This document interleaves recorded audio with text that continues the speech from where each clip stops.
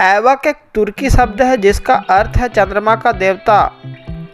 वह 1206 ईस्वी में भारतीय प्रदेश का शासक हुआ।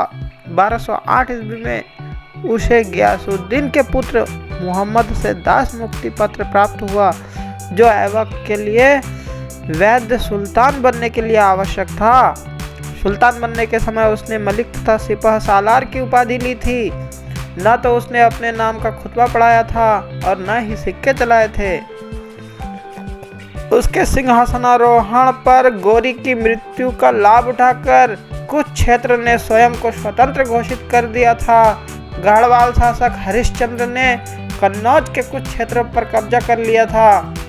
प्रतिहारों ने भी प्रतिरोध प्रारंभ किया था। शासक बनने के पश्चात कुछ समय तक ऐबक ने इंद्रप्रस्थ को अपना सैनिक मुख्यालय बनाया था, परंतु गजनी के शासक यल्दौज के खतरे से बचने के लिए उसने लाहौर को अपनी राजधानी बनाया था। 1209 ईस्वी में उसने गजनी पर हमला किया। 40 दिनों तक गजनी पर नियंत्रण बनाए रखा, परंतु यल्दौज जनता के मध्य लोकप्रिय था, अतः उसे वह क्षेत्र खाली करना पड़ा।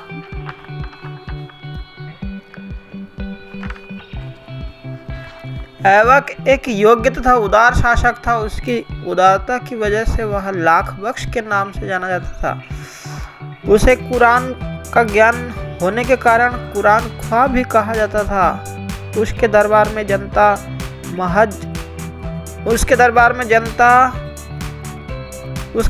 में ताजुल मासिर के रचयिता हसन निजामी तथा फक्र मुदब्बिर जैसे विद्वानों को संरक्षण प्राप्त था। ऐबक की वास्तुकला में भी रुचि थी। उसने दिल्ली में कुब्बतुल इस्लाम मस्जिद का निर्माण करवाया। अजमेर में उसने 2.5 दिन का झोपड़ा नामक मस्जिद का निर्माण कराया। दिल्ली में भी उसने किला राय पिथौरा के पास में एक नगर की स्थापना की, जो दिल्ली के प्राचीनतम 7 नगरों में से एक माना जाता है।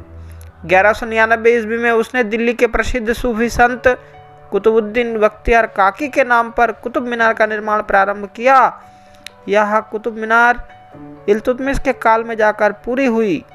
1210 ईस्वी में कुतुबुद्दीन की चौगान एक प्रकार का पोलो है, जिसे खेलने के समय घोड़े से गिरकर उनकी मृत्यु हो गई। कुतुबुद्दीन ऐबक द्वारा स्थापित वंश को कई नामों से जाना जाता है। प्रथम नाम है गुलाम वंश, क्योंकि इसके प्रथम 3 शासक ऐबक, इल्तुतमिश तथा बलबन अपने समय में गुलाम रह चुके थे। यद्यपि शासक बनने से पूर्व ही इल्तुतमिश तथा बलबन दासत्व से मुक्त हो चुके थे, अतः यह नाम मान्य नहीं है। इस वंश के लिए दूसरा नाम है मामलुक वंश। मामलुक ऐसे दासों को कहा जाता है जो स्वतंत्र माता पिता के पुत्र होते हैं, अथवा ऐसे दास जिनको घरेलू सेवा में नहीं बल्कि सैनिक सेवा में लगाया जाता है। इस स्पष्टीकरण के आधार पर यह मानना भी उचित नहीं है। इस वंश का तीसरा नाम है प्रारंभिक तुर्की वंश, परंतु पूरे सल्तनत काल में इससे अलग कोई दूसरा वंश स्थापित नहीं हुए हैं, अतः यह नाम भी तार्किक नहीं है। चौथा नाम है इल्वरी वंश। इल्वरी तुर्की जाति का एक कबीला है। सिर्फ ऐबक को छोड़कर सभी सुल्तान इसी वंश के हुए, अतः यह नाम उपयुक्त लगता है। तो चौथा नाम इल्वरी वंश है। इल्वरी तुर्की जाति का ही एक कबीला है। सिर्फ ऐबक को छोड़कर सभी सुल्तान इसी वंश के हुए, अतः यह नाम उपयुक्त लगता है। इसका दक्षिण द्वार अलाई दरवाज़ा के नाम से जाना जाता है, जो कि अलाउद्दीन खिलजी 1296 ईस्वी से 1316 ईस्वी द्वारा निर्मित किया गया। इस मस्जिद के विस्तार का एक भाग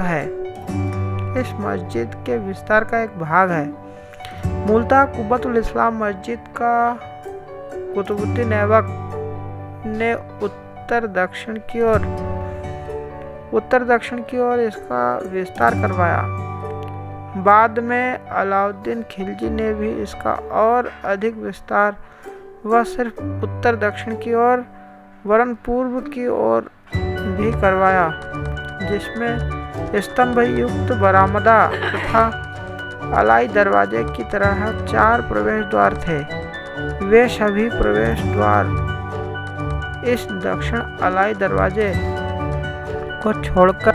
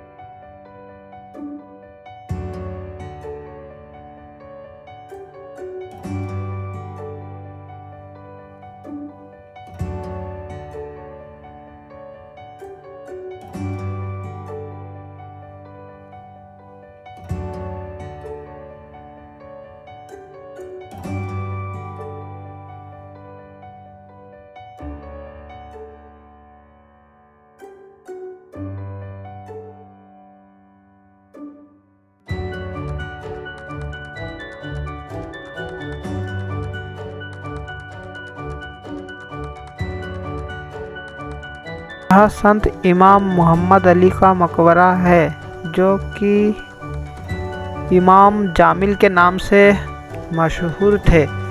वह तुर्किस्तान के मूल निवासी थे तथा सिकंदर लोदी के शासनकाल में वह कुब्बतुल इस्लाम मस्जिद से संबंधित कुछ महत्वपूर्ण कार्य संपादित करने हेतु भारत आए। एक अभिलेख के अनुसार 944 ईस्वी हिजरी में उन्होंने स्वयं अपना मकबरा बनवाया एवं उसके 1 वर्ष पश्चात ही उसका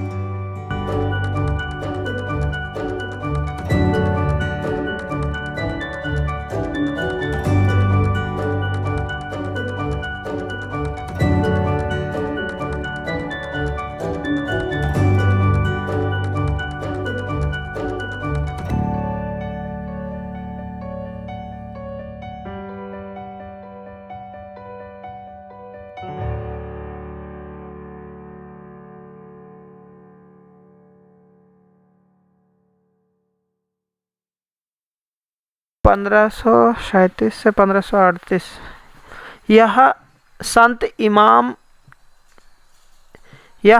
इमाम मोहम्मद अली का मकबरा है, जो कि इमाम जामिन के नाम से मशहूर थे। यह तुर्किस्तान के मूल निवासी थे एवं सिकंदर लोदी के शासनकाल में कुब्बतुल इस्लाम मस्जिद के से संबंधित कुछ महत्वपूर्ण कार्य संपादित करने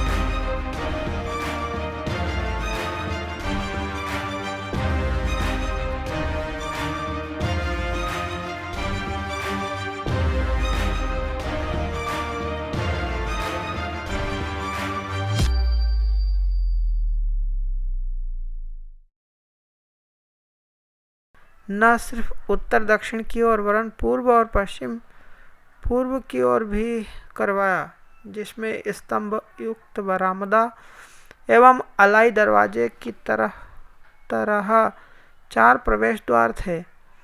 वे सभी प्रवेश द्वार इस दक्षिण अलाई दरवाजे को छोड़कर गिर चुके हैं। अलाई दरवाजा एक शानदार चौकोर गुंबदाकार इमारत है जिसके संगमरमर और लाल पत्थर पर बारीक नक्काशी की गई है। खिलजी स्थापत्य कला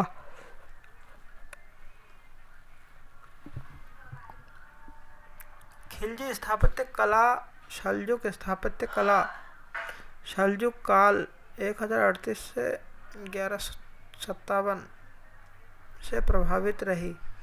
अतएव इस इमारत में भी सल्जुक प्रभाव दृष्टिगोचर होता है। इन लक्षणों में कमल के फूल की कलियों, घोड़े की नाल के आकार की मेहराब, बगली डोटे और मेहराबों के नीचे कमल कली के धब्बे कुछ विशेष रूप से महत्वपूर्ण संरचनाएं हैं। भारत में सल्जुक स्थापत्य शैली मध्य एवं पश्चिमी एशिया से आए कलाकारों एवं कारीगरों के द्वारा प्रभावित हुई, जो मंगोलों के हमलों से डरकर भारत भाग कर आए। यहाँ उन्होंने सुरक्षा एवं मनपसंद रोजगार भी मिला और उन्होंने कुतुब मीनार एवं अलाई दरवाजे जैसी शानदार इमारतें बनाई जो इस्लामी वास्तुकला की कुब्बतुल इस्लाम मस्जिद से संलग्न कुतुब मीनार भारत की प्रस्तर निर्मित सबसे ऊंची मीनार है। विजय स्तंभ के रूप में इसकी कल्पना कुतुबुद्दीन ऐबक ने 1192 से 1210 ईस्वी में की थी। कुतुबुद्दीन ऐबक ने पहली मंजिल बनाई और इसके पश्चात दूसरी, तीसरी और चौथी मंजिल उसके उत्तराधिकारी शमसुद्दीन इल्तुतमिश ने बनवाई। सन 1326 से 1368 ईस्वी में गाज गिरने पर यह क्षतिग्रस्त हो गई और फिरोज शाह तुगलक ने 1351 से 1388 के बीच में इसकी चौथी तथा पांचवी मंजिल का पुनर्निर्माण कराया और यहाँ 5 मंजिला इमारत बन गया। कालांतर में 1503 ईस्वी में सिकंदर लोदी ने भी